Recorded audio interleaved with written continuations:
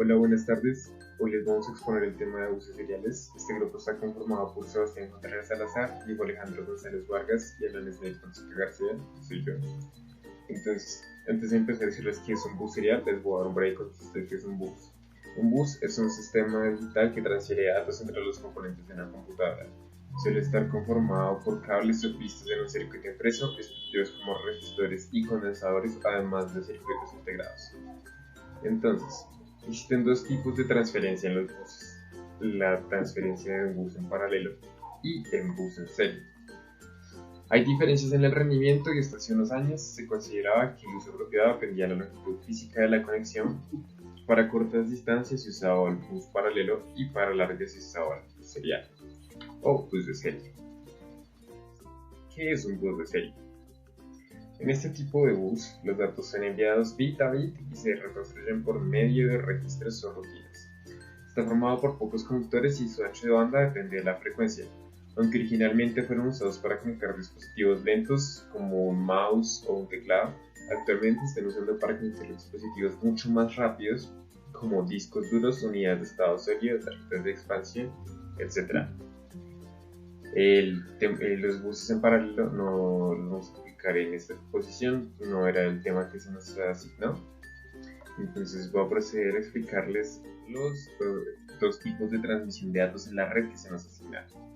Realmente hay tres: el simplex, half duplex y el full duplex, pero el simplex no lo vamos a explicar, solo el half duplex y el full duplex. Entonces, la transmisión half duplex es cuando los datos circulan en solo una dirección por vez.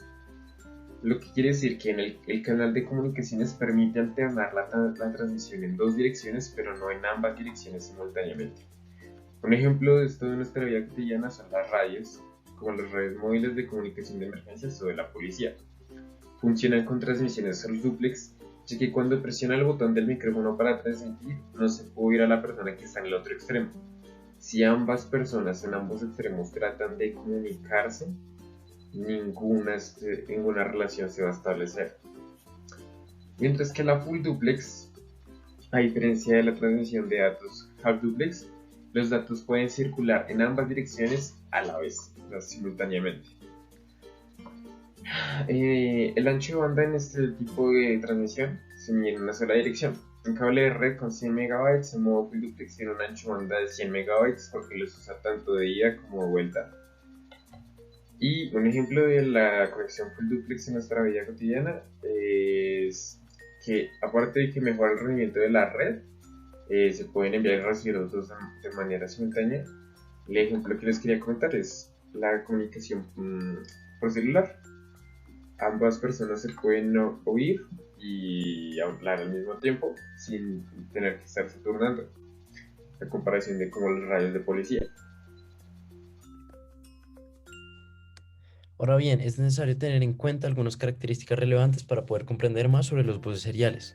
Para empezar, la trama de bits es una característica que se tiene que tener en cuenta, el cual es una secuencia o una unidad de envío de datos, la cual está conformada por una serie sucesiva de bits ordenados, los cuales sirven para las comunicaciones o transferencia en Internet. Siguiendo esta última idea, se puede decir que estos bits pueden funcionar como una de paridad, gracias a que aseguran que la información que llega de un lado a otro esté correcta, revisando sus datos. Un ejemplo con los buses seriales puede ser con el Ethernet, los cuales su cantidad de bits puede variar entre 64 y 1518 bytes, como se puede ver en la imagen adjunta.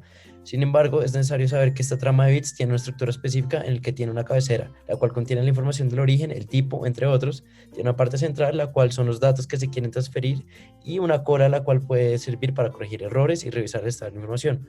Por otro lado, la tasa de transferencia, teóricamente hablando, es la cantidad de datos que pueden ser transferidos en un periodo de tiempo determinado, el cual puede hallarse dividiendo el tamaño de los datos sobre el tiempo de transferencia, resultando en bits sobre segundos la tasa de transferencia teórica. Sin embargo, la tasa de transferencia real siempre es menor y se debe al tiempo y el espacio de la cabecera y la cola de la trama de los bits de datos. Y este dato de transferencia real es lo que se conoce como la tasa de transferencia efectiva, el cual es la cantidad de información que se podría transferir a través de lo que se conoce como la red telemática sin que haya una sobrecarga en la misma, donde no se incluyen los datos de control. Para poder hablar de la fórmula de velocidad se deben tomar en cuenta las dos distintas velocidades de las que se hablan en este trabajo. La velocidad de transferencia bruta, que hace referencia a la velocidad en la que se transmiten todos los bits de información independientemente si son o no de datos en un determinado periodo de tiempo, y la velocidad de transferencia efectiva, que hace referencia exclusivamente a los bits de datos en un determinado periodo de tiempo. Así las cosas, se debe tomar en cuenta qué es lo que se sabe, qué es lo que se le debe pedir al usuario y qué debemos hallar. Como debemos hallar las tasas de transferencia, debemos pedirle al usuario lo siguiente. Para el caso de la velocidad bruta, se tiene que pedir al usuario simplemente la cantidad de información que se transfirió y el tiempo que se demoró la transferencia. Se realiza una división simple y luego se convierte en las unidades pertinentes, ya que el usuario inserta los datos de información en gigabytes.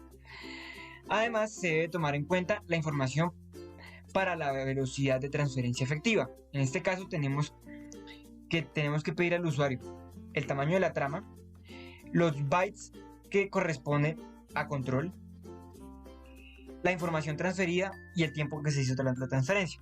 Estos 4 elementos nos van a servir para poder hallar esta segunda velocidad. Además, tenemos que tomar en cuenta las fórmulas que se producen de allí. Para el caso de la velocidad bruta, se sabe que la fórmula simplemente es dividir la cantidad de información entre el tiempo y luego hacer la conversión de unidades pertinente que se habló en la diapositiva anterior y que se ve en la fórmula en pantalla. Para el caso de la velocidad efectiva, se debe hallar a partir del número de tramas que tiene nuestros datos, y el número de bits de control se halla la cantidad de espacio que se gasta solo en bits de control. Le restamos esa información a los datos que se transfirieron completos a la información de transferencia y podemos hallar los bits de datos que se transfirieron en un determinado periodo de tiempo. Se realiza la división y se hace la conversión a las unidades pertinentes. Luego de ello debemos hablar del código como tal. Para el armado de este código se utilizaron variables double, ya que se consideraba que estas permitían, además del uso de racionales, el uso de magnitudes mucho más grandes con las que se iban a trabajar. Se le pide al usuario que inserte el tamaño de la trama en kibibytes, que era una magnitud de la que se venía hablando en las diapositivas anteriores.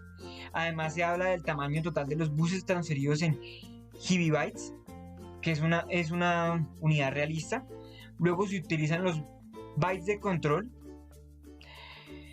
y luego se utiliza el tiempo de transferencia en segundos. Luego de tener todo esto, únicamente se procede a hacer las divisiones pertinentes, pero en vez de utilizar potencias de 2, utilizamos el número 1024 para las conversiones, ya que 1024 es 2 a la 10 y permite al armado de fórmulas en C de una manera mucho más práctica. Luego se le muestra al usuario el resultado de la velocidad de transferencia neta y de la transferencia efectiva, tanto en gigabytes como en bits por segundo, ya que cada una de esas unidades pueden ser pertinentes. En este momento vamos a hacer la demostración del funcionamiento de la aplicación. Para ello ejecutamos precisamente el ejecutable de la aplicación y luego nos va a pedir el tamaño de la trama en kilobytes. Es importante tomar en cuenta las unidades en las que nos está pidiendo la información para entender el funcionamiento del programa. Luego nos va a pedir el tamaño total de los buses transferidos totales en gigabytes. Se lo damos también. Luego nos va a pedir ingresar los bits de control por trama, pero esta magnitud la pide en bytes. Debemos tener en cuenta esta información y finalmente nos pide el tiempo de transferencia en segundos.